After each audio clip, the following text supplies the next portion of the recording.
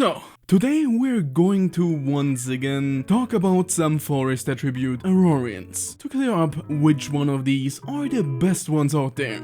Okay, some of you wanted me to update the old lists, and I also promised in the Thunder one that I would do it. So here we are, with the post-Yao updated Forest list. And, whoa, I know you just wanted to skip forward. Hold on, let me just really quickly explain how we are going to do this. After that you're free to do whatever. Deal? Deal. Okay, so, in the first part of this video, we're gonna go through the old list and update it on the way with the ratings of all new characters, plus also all the changes of the old-timers. Please note that I'm not going to once again go into every single detail when talking about all of these old characters, only really for new ones and all the changes. For my takes on all the old Aurorians, please watch the previous list video, and that also applies to all the tier explanations and co. That was part 1. For part 2 of this video, you know how many people ask me in the comments where the welfares and LAs were. You know what? Fine. In the second half we're going to quickly go through a second version of the list, but this time with breakthroughs of 5 and 6 stars, plus also those welfares. Happy now? Good. With that out of the way, let me quickly thank all of my channel members. You guys are the best. I'm putting my thumb up. You can't see it, but it's there. Thank you for supporting me. And of course, one extra big shout out to the VIP Mr. Motlock. That was all. Let's move on to the new additions, which are the 5-star Detonator Robin, the half anniversary introduced, the 5-star support Lucoa, the Dragonmaid collab brought to us, the 6-star converter Siobhan from the Maiden in the Runes Part 1 event, and of course, the 6-star Detonator Yao from the latest event. Let's get to the first rating tier, shall we? Yeah, nothing's changed here. Yomo's still here all alone with his creepy smile. Nobody's surprised, right? Next.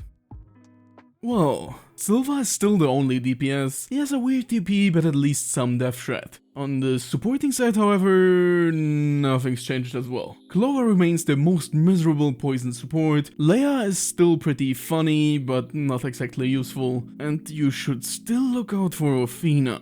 She might be the good old, weirdest and most budget one-tile converter in the game, which she does good, don't get me wrong, but she's planning something. Anyway, let's move on to the next tier.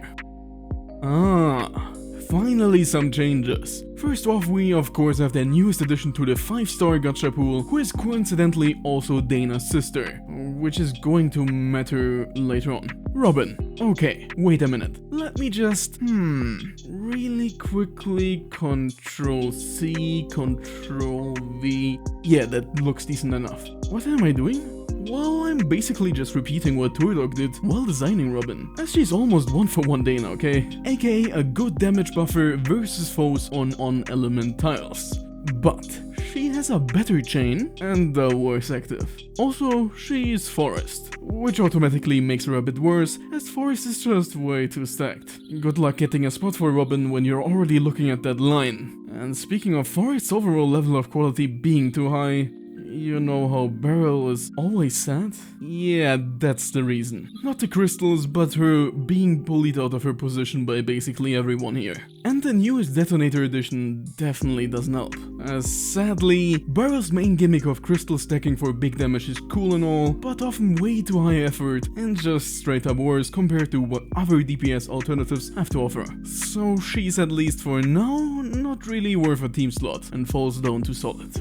Aside from that, we do still have Jola here because he's a decent reset option, though of course she's a severely budget bootleg McGuard. Cascuta as putting Eclipsites in coffins and shipping them to Brazil, or even worse, Florida, is pretty funny. Lester, cause, her A3 art is, let's call it, interesting. And throwing poison mines to the ground that, well, poison is pretty good for endgame cheese. And ma'am, this is a Wendy's. I tried. Because Wendy is also still here, as she's the OG Amemori with her feather mechanic and global TP. But we do have one new addition to Solid, and that's the sadly down from strong downgraded Gabriel. She might be an angel in name, but that smile just creeps me out. I meant her skill isn't just that useful overall. While she might be a godsend for rainbow teams, those are just not a real thing, and as existent as unicorns in real life. And using her in a forest team at BT0 is just very suboptimal because of her massive and clunky 5-turn CD. And with that being our last change to solid, let's move on to strong. And aside from previously mentioned changes, there is honestly not much here to be found. We still have Audi as the queen of endgame here, thanks to her numerous ways to ruin Eclipside's days with poison, and let me tell you a story. A detonator, a cross converter, and a teleporter visit a bar. What happens next? Heidi. Still a really powerful combo, so she's here. Which is also why Paloma is here. Good mix of detonator and sniper-like abilities, making her the best forest sniper when it comes to being a sniper, doing sniper things. And having a coin on her thigh. And someone who has absolutely nothing in common with her, except for... you know what, right? Is the newest addition to the 6-star DPS roster, Yao. And yes, she might not be able to hold a candle to the upper echelon of Forest, but she's still overall very potent, as her single target DPS is pretty crazy, and she will do fine versus multi-tile if you're just lazy to raise you-know-who, or want to savor her beauty as home screen and bench warmer. Also watch my video on her.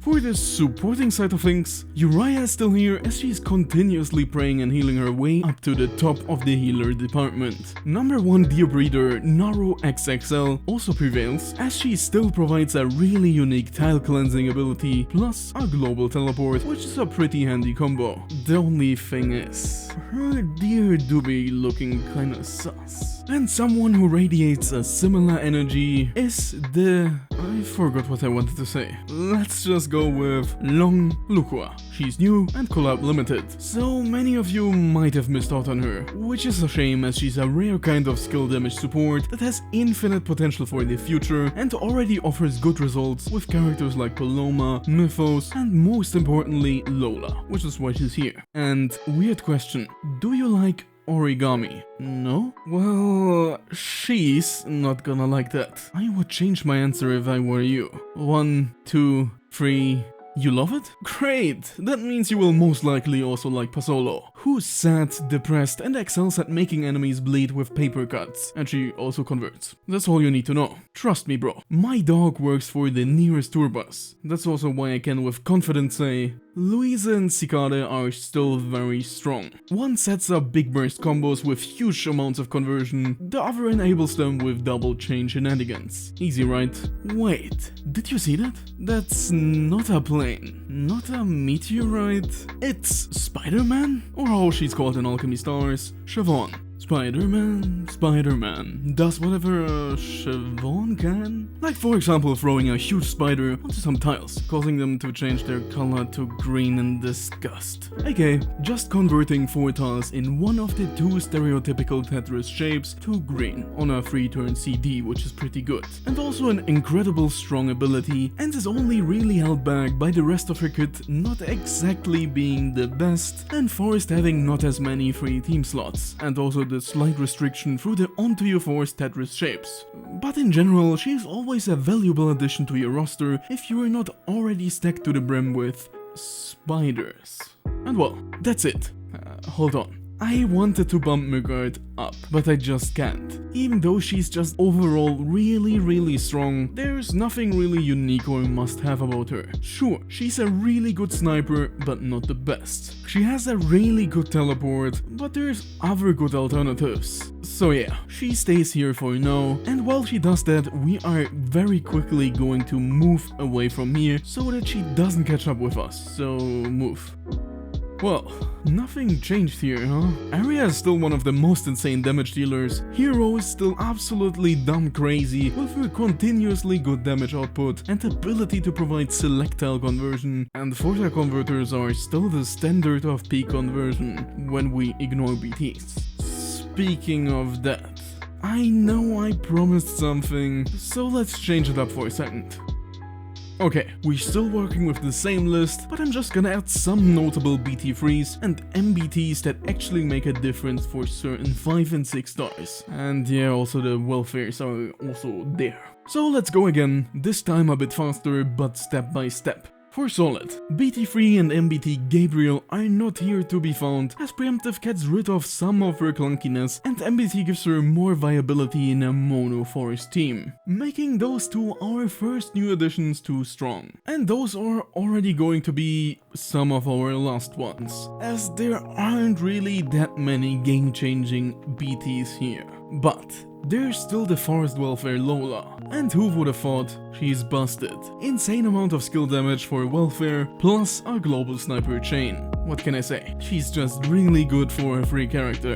And yes, let's get the elephant, or should I say tree, in the room out of the way. MBT Sikara. While BT3 makes her a whole lot better, MBT turns her into an absolute monster and one of the best converters in the game for her element. Removing the demerit on a high cost high reward skill is just that good. So yeah, MBT Sikara is almost the best converter in the woods of Alchemy Stars. Wait, almost? Yes, a new challenger arrived after all. Not right now, like last year. MBT Haiti. Same thing as for Sikara, only that Haiti doesn't need setup as she already does that all by herself, making MBT Skirt Pompeii the single best converter for Forest. Anyone else? Paloma? Nah, Preemptive is just not enough to change her to core. Naroxa? Once again, Preemptive is really good and makes her a whole lot better, but not that much better. Oh, I know someone. Megard. Now we're talking. I would say BT3/MBT Megard is kind of worth calling core now. It was close for BT0, but with Preemptive and a potential reset, we can give her this promotion for now. And in a quite similar position is BT3 Siobhan. Even though she might not be better than powerhouses like MBT Sikara or BT3 Hero, being able to set up 4 tiles for a perfect score, perfect attack on a boss is very helpful and also incredibly powerful, and even makes me able to disregard the disgusting spider animation. Else there is nobody I would really move up or down. Heroes BT3 is insane, but there's no tier beyond core. So, MBT full-time converters are also really disgusting, and there's also her. You know who I mean, right? Mythos. With all of her BTs, she just has an unbelievable amount of damage per turn on a single target. Critting with that high of a chance, plus a huge nuke at the end. One word.